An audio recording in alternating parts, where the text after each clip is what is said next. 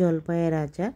প্রথমে আমি নুন হলুদ দিয়ে প্রেসার কুকারে জলপাইগুলোকে সিটি মেরে সিদ্ধ করে রাখবো। এরপর জলপাইগুলোকে একটা প্লেটে নিয়ে আমি কাঁটা চামচ দিয়ে গ্রেট করে রাখবো।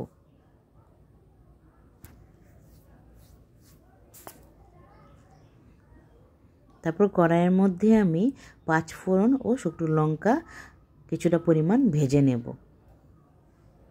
দেখো আমার এই মশলাটা প্রায় ভাজা হয়ে এসছে। এটাকে একটা প্লেটে উঠিয়ে রাখবো। তারপর কড়াইয়ের মধ্যে আমি কিছুটা পরিমাণ সর্ষের তেল গরম করতে দেব। এবার জলপাইয়ের মধ্যে কিছুটা পরিমাণ চিনি নিয়ে মাখিয়ে রেখেছি। এবার যে গুঁড়ো করা মশলাটা এর মধ্যে দিয়ে কিছুক্ষণ নাড়াচাড়া করে রাখবো।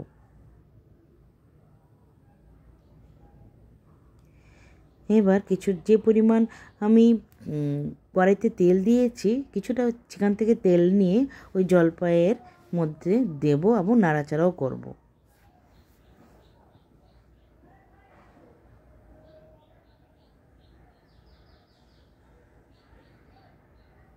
এবার কিছুক্ষণ নাড়াচাড়া করার পর এই সম্পূর্ণ জলপাইটা আমি এই তেলের মধ্যে দিয়ে দেব।